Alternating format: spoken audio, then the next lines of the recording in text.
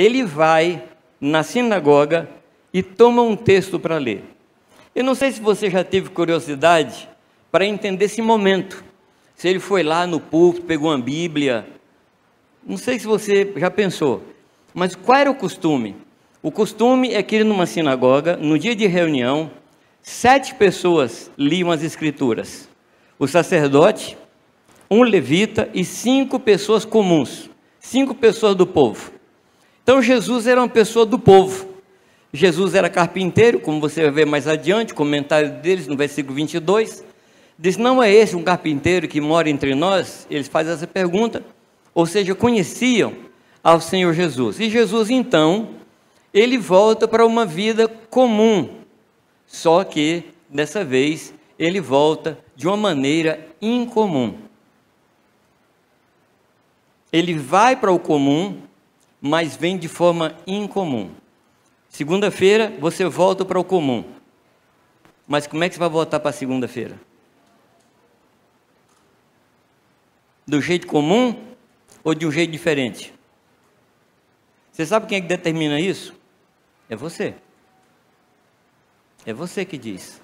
Amanhã não vai ser igual. Amanhã vai ser diferente. Porque Jesus, ele entra na sinagoga, toma o texto e lê. E diz, o Espírito do Senhor está sobre mim, pois que me ungiu para evangelizar os pobres, que ele fala de 6 coisas que ele iria fazer. Evangelizar os pobres, curar os quebrantados de coração, pôr em liberdade os cativos, restaurar a vista aos cegos, pôr em liberdade os oprimidos e anunciar o ano aceitável do Senhor. E é muito importante a frase que ele falou logo depois de ler. Ele disse, hoje esse texto se cumpriu nos ouvidos de vocês. Ele toma o texto, situa o texto no tempo e no espaço, situa o texto no momento que ele está vivendo. Ou seja, ele sabia que a partir daquele dia ele não seria mais um carpinteiro, ele seria uma outra pessoa. Amém?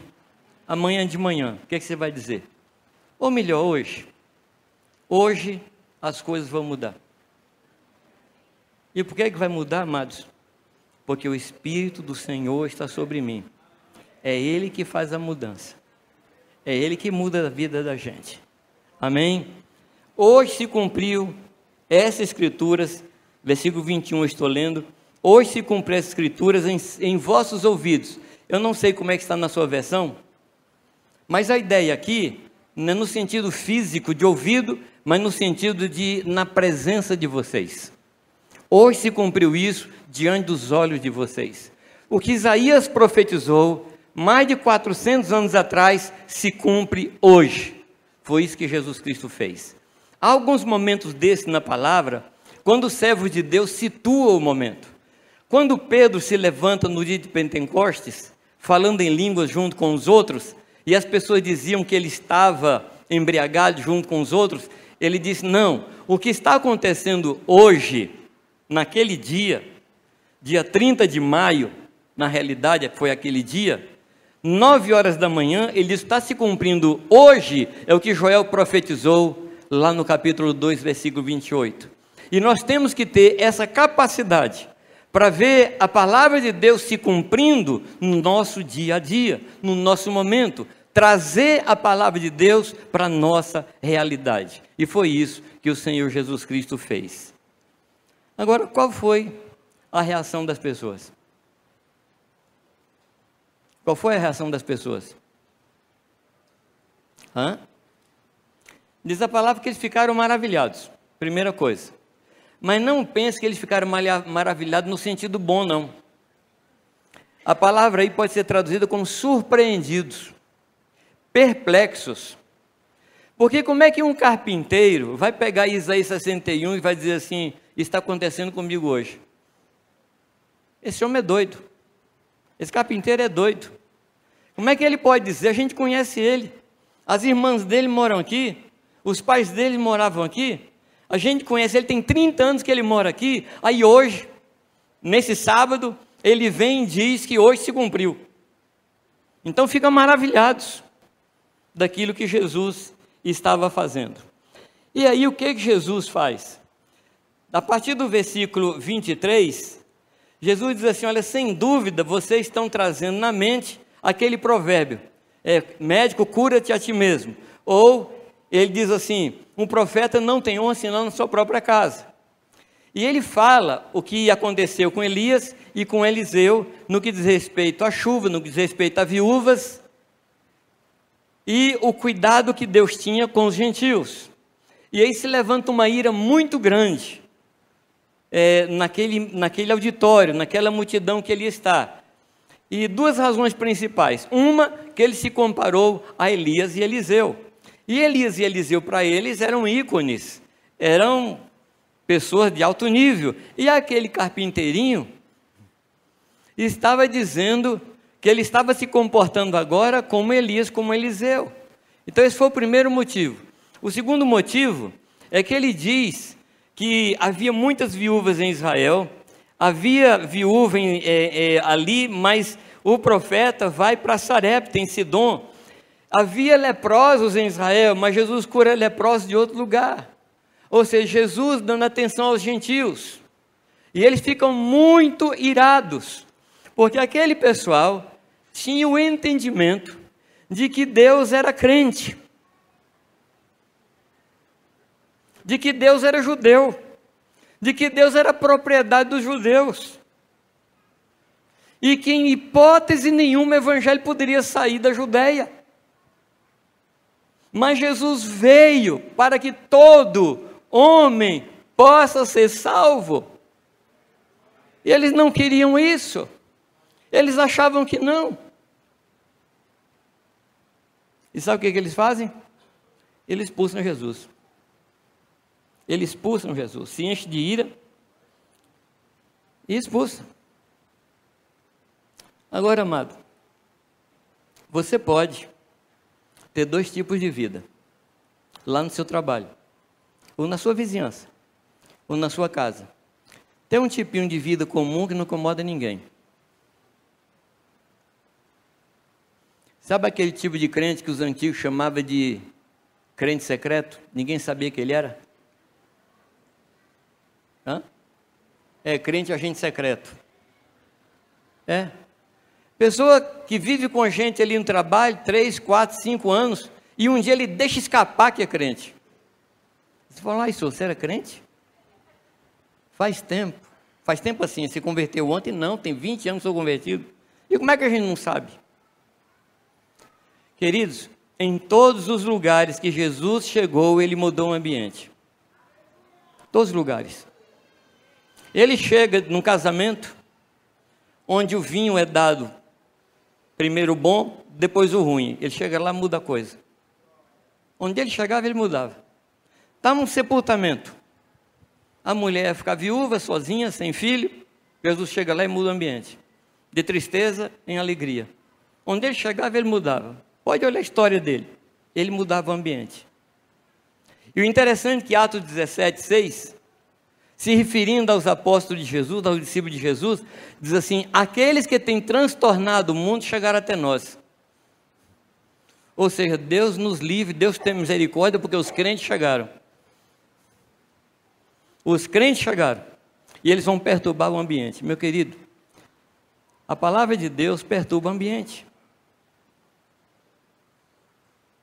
Sim ou não? Nós aprendemos esses dias, Romanos 1,16, o que é que diz? Que o evangelho de Deus é dinamite. A palavra poder ali é dinamite, é dinamis. E eu não sei se quando você recebeu o dinamite, se ele explodiu dentro de você. A dinamite, a primeira coisa que ela faz é matar. A segunda coisa que ela faz é ressuscitar.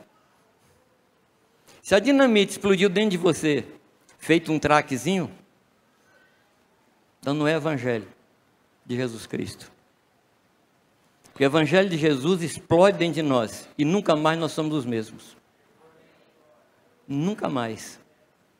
Ser cristão Não é um caso de assentimento intelectual, em que você diz assim, agora eu entrei na lei dos crentes. Isso não é evangelho.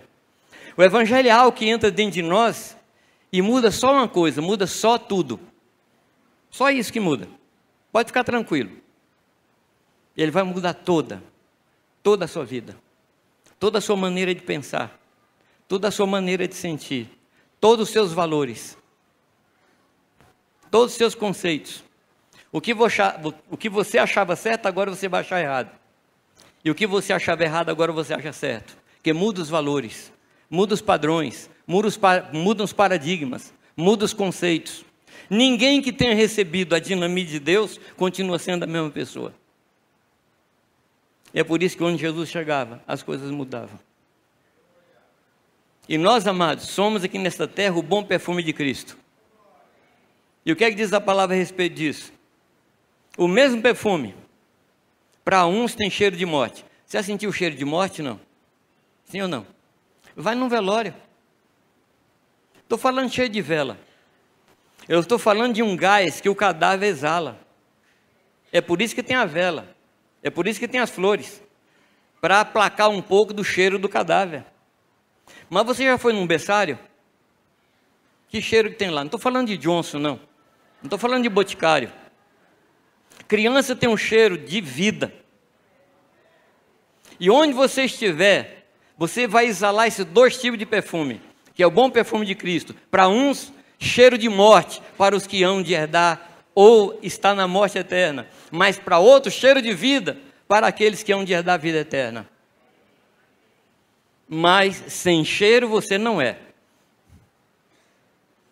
Você pode disfarçar com boticário, com natura, você pode disfarçar, mas o cheiro de Cristo se manifesta onde você estiver. Tem alguma coisa em você diferente. Você já viu isso? Não. Isso tem que ser o normal. Isso tem que ser o normal. Até que a pessoa ou receba Jesus ou nos expulse. Claro que eu estou falando aqui uma pregação de risco. Mas é isso mesmo. Andar com Cristo é arriscado. Ou não é? Andar com Cristo é arriscado. Porque Ele nos coloca, desculpa a expressão, em muitas frias. Faz a gente pagar muito mico. Mas é assim mesmo. Louvado seja Deus. Todos se encheram de ira. E expulsaram Jesus. Amados, uma vida vazia não provoca reação no ambiente. Tem crente que passa desapercebido. Tem crente que você não tem jeito de esconder. Porque não se acende uma candeia e se coloca embaixo do alqueire, mas se coloca no lugar alto para iluminar todos que estiverem na casa. E Deus nos colocou, onde nos colocou, para anunciarmos, para pregarmos, pois nós somos sal e luz. Amém? Amém, amados? Então ele entra, ele lê o texto, ele aplica o texto, e por causa disso, ele é expulso. Agora, qual era a intenção de Satanás? O que é que Satanás estava querendo impedir? Satanás não queria que Jesus cumprisse o seu destino. E eu digo para você, que a intenção de Satanás, no que diz respeito a você e a mim, é a mesma intenção. Ele não quer que nós cumpramos o nosso destino. Mas você fala, mas Jamil, qual é o nosso destino? Será que o nosso destino é diferente do destino de Jesus Cristo? Jesus diz, o Espírito do Senhor está sobre mim, pelo que me ungiu para evangelizar, curar, pregar, restaurar, libertar e anunciar. Esse foi o ministério de Jesus. Eu pergunto a vocês, o nosso ministério é diferente do de Cristo? Nós já recebemos o Espírito Santo. Sim ou não? Sim ou não? Recebemos o Espírito Santo quando nós cremos. Amém? Meu amigo, minha amiga, se Jesus não tivesse entrado em você, você não teria capacidade para crer. Você não teria capacidade para ter fé. Você não se arrependeria. Você não confessaria Jesus Cristo. E você não seria salvo. A obra de salvação fala da presença do Espírito Santo em nossas vidas. Quando você se converte, você tem o Espírito Santo. Quando você é batizado com o Espírito Santo tem você. Repito. Quando você se converte, você tem o Espírito Santo. Mas quando você é batizado no Espírito Santo, o Espírito Santo tem você. E se você ainda não tem o batismo com o Espírito Santo, dá um jeito, se vira. Chama os pastores, põe a mão deles na sua cabeça, faz alguma coisa. Mas você precisa ser do Espírito Santo. O Espírito Santo precisa ter liberdade na sua vida para fazer o que fez com Cristo. Mudar a vida dele. Deixou de ser carpinteiro para ser um anunciador da vontade de Deus. E a intenção de Satanás foi tentar impedir Jesus de entrar no ministério.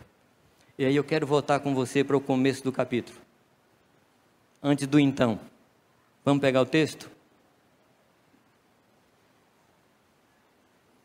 E Jesus, cheio do Espírito Santo, voltou do Jordão. Pergunto a vocês, o que ele foi fazer no Jordão?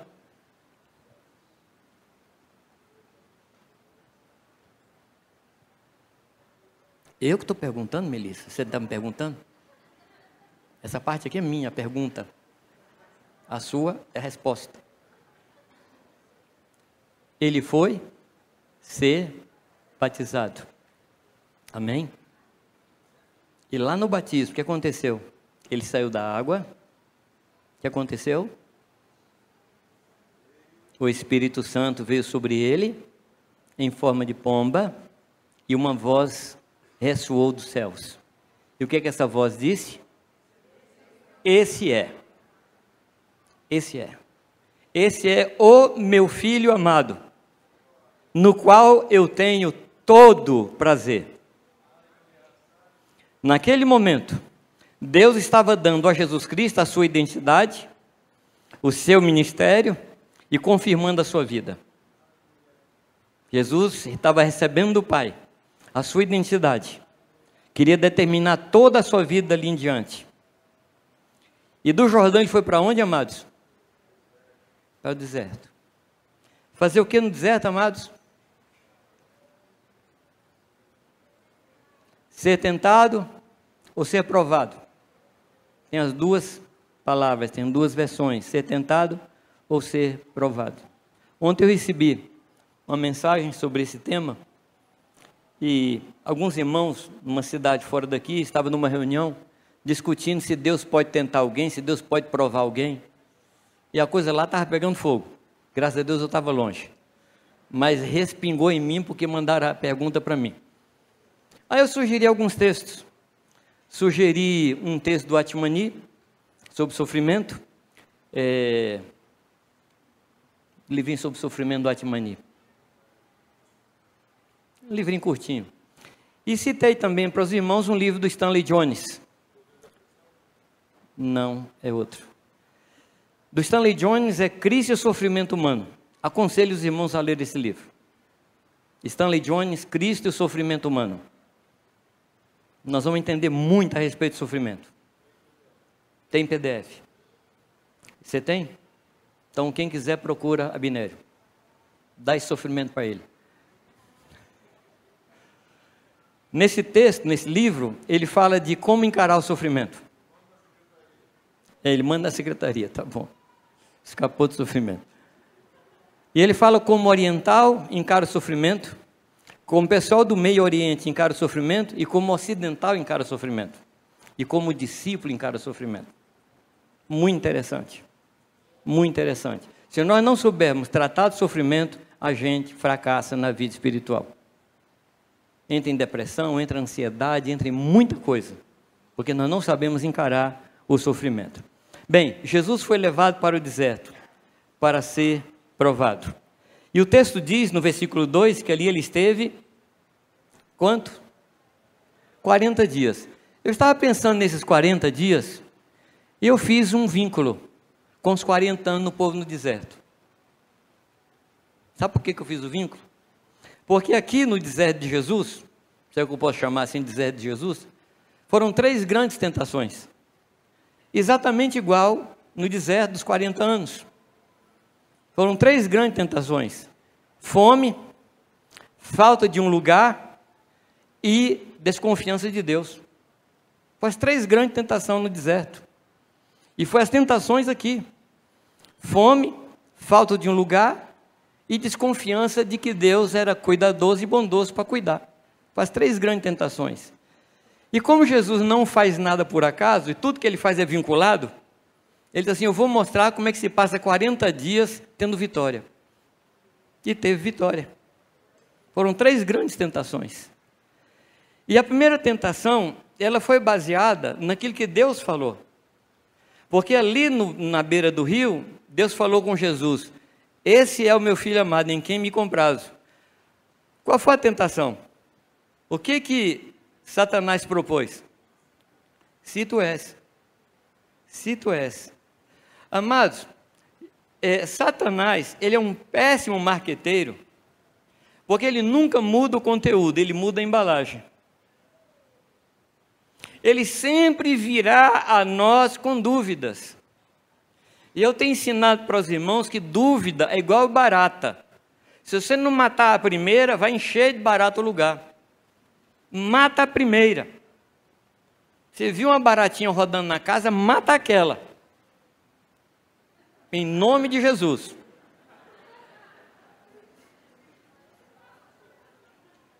Não deixa não, que daqui a pouco ela multiplica. E dúvida é exatamente a mesma coisa. Chegou a dúvida, trate com a dúvida. Não tenha medo da dúvida. Porque a dúvida bem tratada reforça a nossa fé. A dúvida bem trabalhada reforça a nossa crença em Deus. Porque a resposta da dúvida não está na minha cabeça. A resposta da dúvida está na palavra de Deus. E quando eu apresento a minha dúvida à palavra, eu sou fortalecido. Não tenha medo de dúvida. Tenha medo da forma de tratar a dúvida. Se nós tratarmos bem, eu repito, a nossa fé vai ser fortalecida. E ali Jesus, ele passou 40 dias sem comer. E o texto diz que depois dos 40 dias ele teve fome. E foi exatamente nessa hora que Satanás chega. O que eu tenho procurado ensinar, amados, é que nós precisamos tomar muito cuidado dos nossos momentos de vulnerabilidade. Quando você passa por uma vulnerabilidade, você enfraquece, e é nessa hora que Satanás chega. Satanás está ao nosso redor. Sim ou não? Dia e noite. Procurando a quem possa tragar. E tragar significa engolir sem mastigar. É? Ele vai engolir. Mas não fica com medo, não. Você tem medo que Satanás fique ao seu redor aí? Eu não. Ele não sabe fazer outra coisa. Não é criativo. Fica o tempo todo ali, esperando uma brecha. Deu brecha, ele chega. Não deu brecha, não tem problema nenhum com ele. Tem uma história de Lutero. Diz que Satanás sempre aparecia para ele no quartinho dele. E ele ficava muito irritado com isso. E um dia Satanás apareceu de madrugada, ele pegou um vidro de tinta, sabe aquelas tinta para caneta? Pegou o vidro de tinta e jogou em Satanás. Claro que não pegou. Está mancha na porta até hoje. Aí ele depois entendeu, Satanás está sempre ali. Então às vezes à noite ele acordava e sentia a presença do diabo. Olhava assim, é você? Vou dormir. Liga não. Um dia eu senti Satanás no meu carro, indo de Campolim para São Paulo. Era uma meia-noite. Falei, você está aí? Tá, então agora você vai ouvir louvor. E eu comecei a cantar, falar em línguas, cantar e falar em língua, cantar e falar em língua, até que ele cansou, pé de cajamar e foi embora. Falei, quer ir comigo para São Caetano? Vamos. Vamos louvando a Deus. Medo dele a gente não tem, que maior que está em nós. do que o que está no mundo. E nós estamos escondidos dentro de Deus. E nesse lugar o maligno não nos toca. E vai chegar um dia que nós vamos esmagá-lo com os nossos pés. O derrotado. O derrotado. Outra noite eu estava em casa, lendo um livro, acho que foi O Mundo Tenebroso, esses livros tenebrosos aí. Estava lendo esse livro. Era mais de meia-noite. Eu gosto de ler assim de madrugada. Aí eu senti ele passando atrás de mim. Problema seu. Mas ele entrou no quarto das minhas meninas. Elas começaram a gemer. Falei, aí não. Aí não. Fui lá, repreendi, ele foi embora. Ele está diante de Deus, nos acusando dia e noite. Eu vou ter medo dele estar aqui rodeando? Só que, do outro lado, tem alguém com chagas na mão, apresentando ao Pai. Pai, eu estou aqui. Tudo que ele está falando é verdade, mas eu já paguei. Eu já paguei também por isso. Eu já paguei por isso. Eu já paguei por isso. E no meu filho, Satanás tem nada. É isso que Jesus fala todo dia para Satanás. Não tenha medo. Não tenha medo. Amém? Tenha medo não. Tenha medo quando Satanás aparecer a você de forma bonita. Aí tenha medo. Porque ele não aparece feito um dragão não, viu? Ele aparece assim com formas bonitas também. Foi levado para o deserto e lá nessa hora ele tem fome. E Satanás, ele chega e diz, se tu és filho, manda que estas pedras se transformem em pão. Qual era a tentativa? Tentar resolver o problema por si mesmo. Tentar achar a solução dentro de si mesmo. Meu querido, a solução não está dentro de você. Não siga instrução de pessoas que dizem assim, pensa nos seus problemas e vai pensando e pensando até achar a solução. Desculpa, amados, mas o único lugar onde a pessoa salva a si mesmo é em desenho animado. Você já viu? A pessoa cai num poço, aí ela mesmo se pega pelo cabelo e se puxa para fora? Na vida real isso não acontece. A nossa solução não está em nós, a nossa solução está em Jesus Cristo. Então não tente fabricar pães, não tente achar soluções, não busque soluções imediatas. A nossa solução vem do Senhor. Meu amado, e se nós precisarmos passar fome, nós vamos passar fome, porque a fonte do pão é melhor do que o próprio pão. Amém?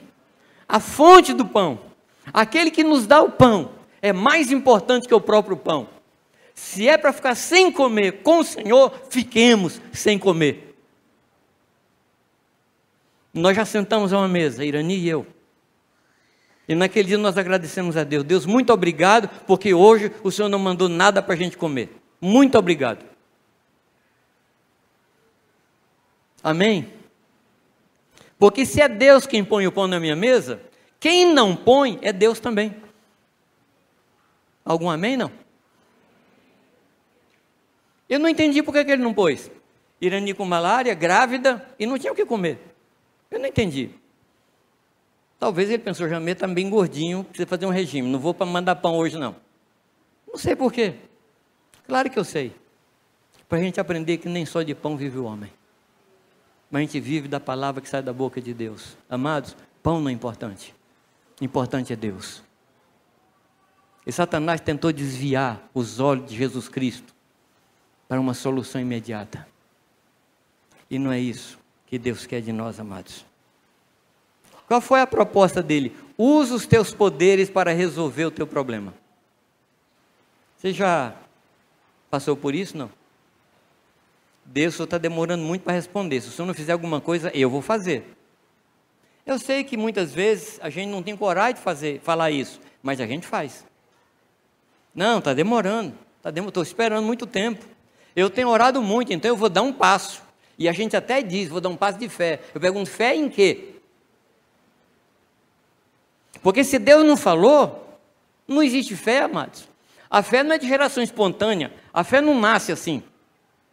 A fé é produzida pela palavra de Deus. A fé vem por alguma coisa que Deus falou. Se Deus falou, faz. Se Deus não falou, fica quieto, meu irmão. Entra no descanso do Senhor.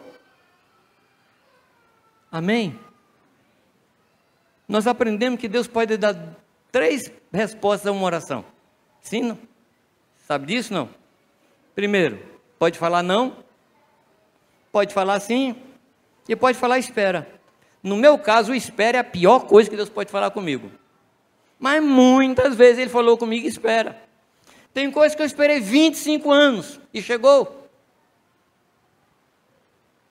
Como diz o nosso mestre, está escrito, ele tem falado muito de Lucas 18, necessidade de orar sem cessar, e o texto é interessante, porque ele diz assim, embora pareça tardio, ele responde depressa.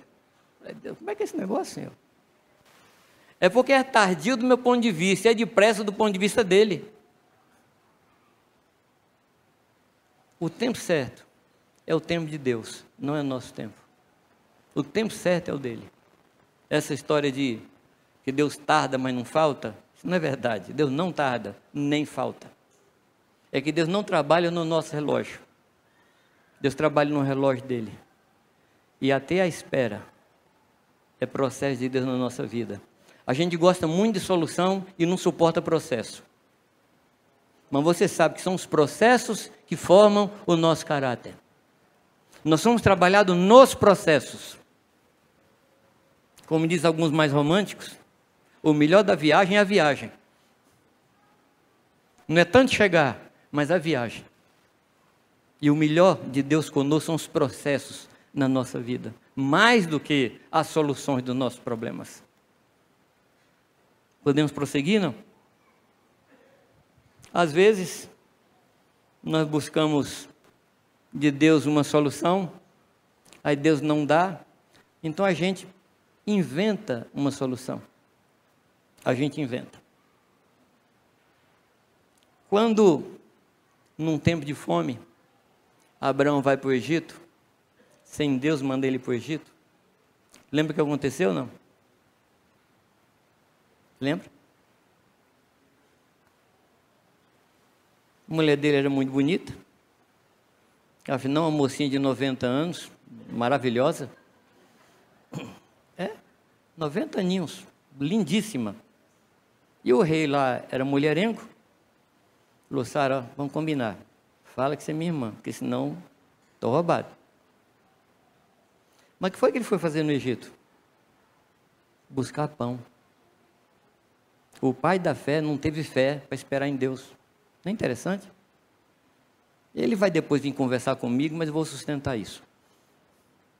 O pai da fé não teve fé para esperar. E com isso, ele expôs a nossa história. Ele pôs em risco a nossa história. A história do povo de Deus. A história do povo da igreja. Graças a Deus, o Senhor interferiu. Em Jeremias 45 tem uma outra história trágica. Jeremias prega 23 anos para o povo. Capítulo 44, 45, Jeremias chama o povo e diz, olha, parem de queimar incenso à rainha dos céus, porque é por causa disso que vem um cativeiro sobre vocês. E fala aos homens, mas as mulheres não permitem que os homens respondam. As mulheres chegam para Jeremias e dizem assim, por acaso, enquanto estávamos queimando incenso a Deus, não nos faltava pão em casa? E depois que nós começamos a queimar incenso, a rainha dos céus, por acaso, tem faltado pão? Então, diz assim, nós não vamos parar de queimar incenso à rainha dos céus. Aí vamos para o cativeiro. A fome, a necessidade, a vulnerabilidade, nos leva a tomar atitudes erradas, precipitadas, que estragam a nossa vida. Amém, amados? Toma cuidado com o tempo de vulnerabilidade na sua vida. Uma perda de emprego, uma perda de alguém amigo, uma perda de um parente, são momentos que nos trazem vulnerabilidade. E nessa hora, você tem que guardar o seu coração no Senhor. E deixar Deus trabalhar o processo na sua vida. Amém? Se é luto, guarda o luto. Guarde o luto. Se é perda de emprego, guarda isso, espere em Deus. Espera no Senhor, mas deixa Deus operar esse processo na sua vida. Deixa Deus operar esse processo. A segunda tentação, está lá no verso 5, diz que ele leva Jesus a um alto monte. E de lá ele mostra todo o poder e toda a sua glória. Mostra os reinos deste mundo. Eu chamo isso aí, amados, de o caminho dos atalhos. Por que é um atalho? A palavra diz, amados, que Jesus morreu e ressuscitou para ser Senhor, tanto de mortos e como de vivos. E Apocalipse diz, amados, que os reinos deste mundo voltaram a ser do Senhor e do seu Cristo. Um dia, Adão, o homem que deveria administrar todas as nações, todas as coisas que Deus criou, ele sujeitou todas as coisas a Satanás, que depois passou a ser chamado o príncipe deste mundo. E a palavra diz que o mundo jaz no maligno, não porque Deus colocou no maligno, mas porque Adão, que era o gerente das coisas de Deus, sujeitou tudo a Satanás. E é por isso que Satanás faz essa promessa a Jesus Cristo: eu dou a quem eu quiser. Só que Jesus não veio receber de graça. Todo resgate necessita sangue.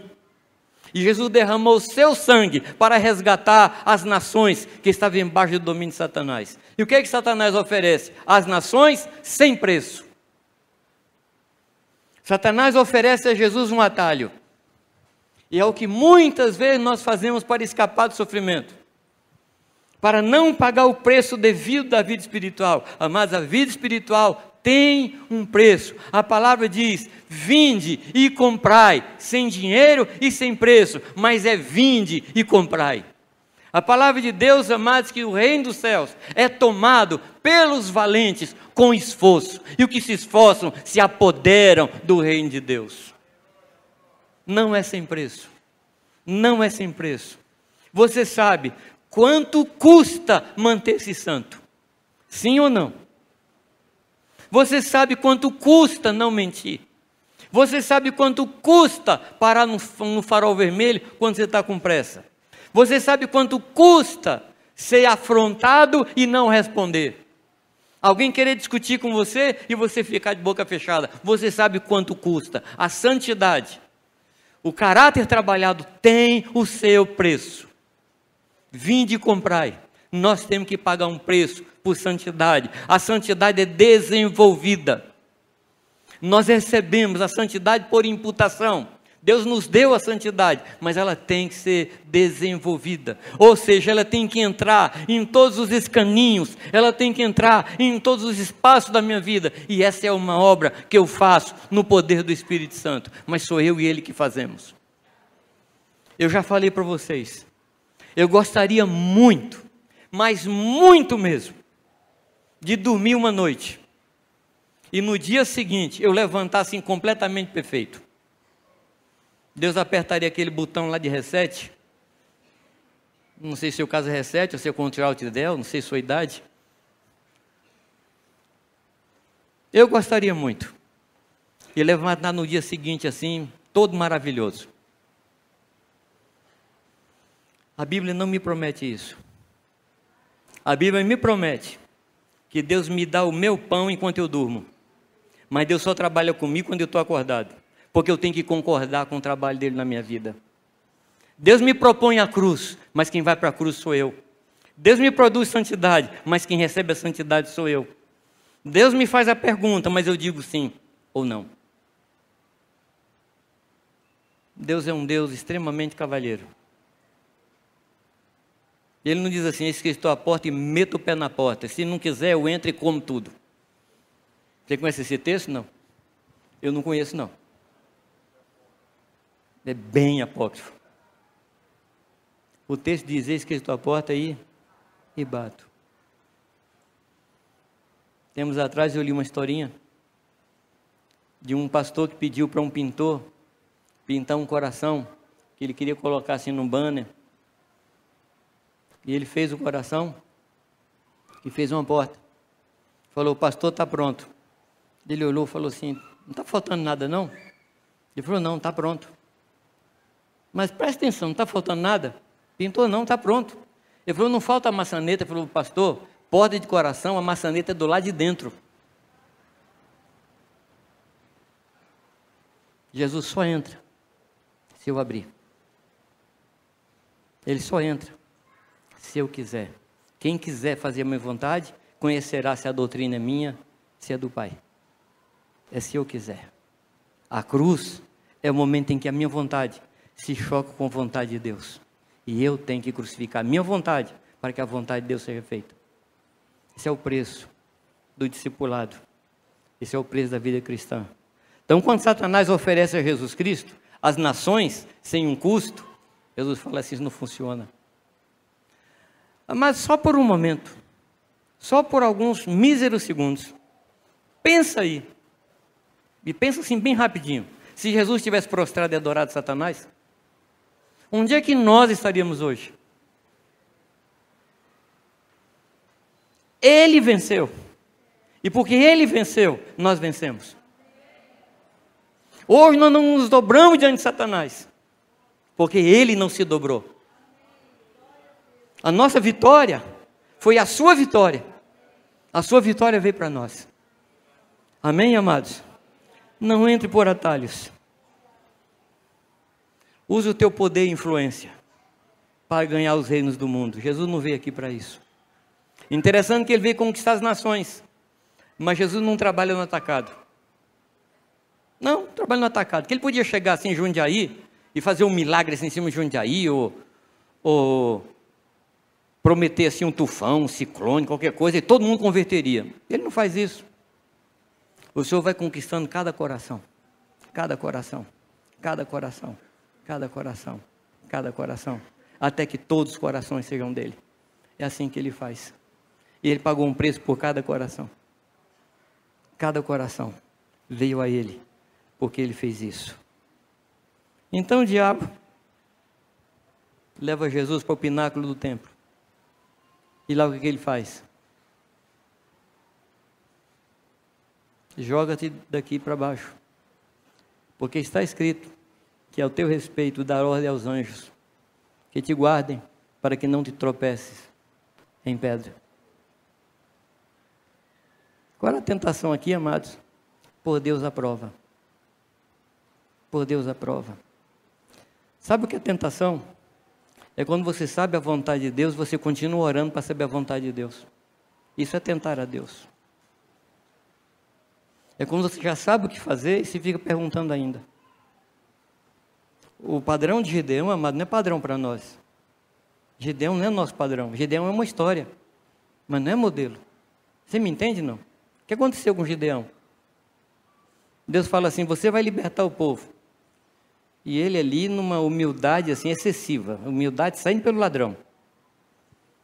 Assim, eu sou o menor, o mais pobre da minha família, que é a menor da tribo mais pobre. Quer dizer, excesso de humildade. Excesso de humildade é orgulho. Porque ele não quer se comprometer. Não quer se comprometer. Aí Deus fala com ele, vai nessa tua força. Lembra disso, não? O que é que ele faz depois? Ele pega um pedaço de lã, fala, Deus, eu posso te perguntar? E Deus, como Deus é paciente. Meu Deus do céu. Meu pai na fé, ele diz assim, Deus, se eu fosse o Senhor, não me suportaria. Mas como Deus é paciente. Deus, se chover ao redor, não chover no novelo, eu sei que é o Senhor. Aí Deus fez. Nos dias seguintes, Deus, se chover só no novelo, eu sei que é o Senhor. Eu quero dizer para você que Gideão não é padrão. Eu escuto muito crente usar Gideão como exemplo. Gideão não é exemplo. Eu falei para vocês uma coisa e repito, se Deus mandar você assentar, não olhe para trás para ver se tem cadeira. Entendeu ou não? Mandou sentar? Senta. Se não tiver cadeira, ele segura. Não tente a Deus. Com Deus não se brinca. Deus mandou fazer, faz. Não fica pondo Deus à prova. É isso que Jesus fala para Satanás: não tentarás o Senhor teu Deus. O que tinha ali? A busca da imortalidade. Sem Deus, com anjos. Busca de imortalidade. Sabe o que eu tenho reparado, amados?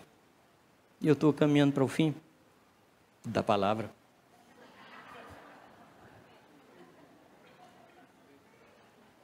Porque tem pessoas hoje muito espertas aqui no ambiente, no domingo que vem, que eu não vou estar aqui, eu vou estar na Europa. Então eu já estou amarrando as coisas aqui.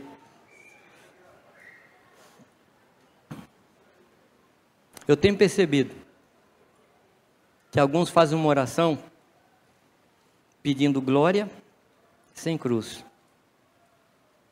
consolo sem choro, cura sem dor, ressurreição sem morte, o secar das lágrimas sem as lágrimas, descanso sem trabalho, pão sem suor, encontrar sem procurar.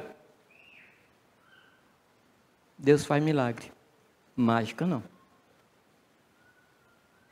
Caminho da ressurreição é morte.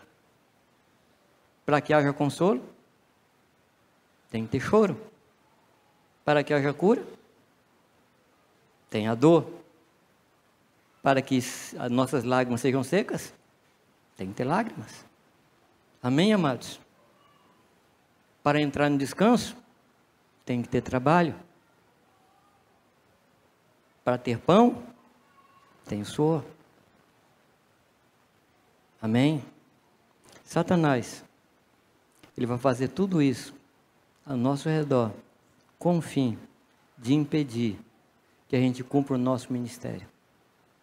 E qual é o nosso ministério, amados? Evangelizar os pobres, pregar liberdade aos cativos, curar os quebrantados de coração, dar vista aos cegos, libertar os oprimidos e anunciar o ano aceitável do Senhor. Satanás antecipa. Deixa eu lhe falar uma outra coisa aqui, que é um mito na igreja evangélica, que diz que Satanás não sabe o futuro. Meu querido irmão e amigo e amiga, onde Satanás está, não tem tempo. Tempo é dimensão humana. Você me compreende, não? Tempo é dimensão humana. Então, quando sai uma ordem na presença de Deus a seu respeito, Satanás sabe e tenta impedir.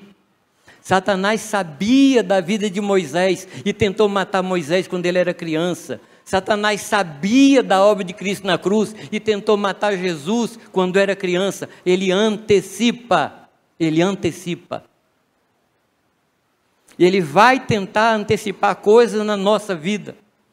Ele vai tentar fazer coisas na nossa vida para a gente não chegar onde Deus quer. Às vezes a gente nem sabe o que Deus quer. Satanás já está trabalhando. Satanás já está trabalhando. Mas, amado, quando você perceber Satanás assim muito ativo, saiba que Deus tem algo sobre a sua vida. Saiba que Deus tem algo. Que Satanás não trabalha em vão. Ele tem seus objetivos. E o objetivo dele é finalmente impedir que a gente faça a vontade do Senhor. O que vale mais para nós? É o sucesso nesta vida ou a glória futura? O que vale para nós, amados? É uma vida sem dores hoje ou uma vida plena de Deus? O que vale para nós, amados? É um pão sem Deus ou um Deus sem pão? O que vale para nós? O que vale para nós, amados, é o propósito de Deus se cumprir em nós, com a sua presença em nossas vidas. É isso que vale. As demais coisas não têm importância.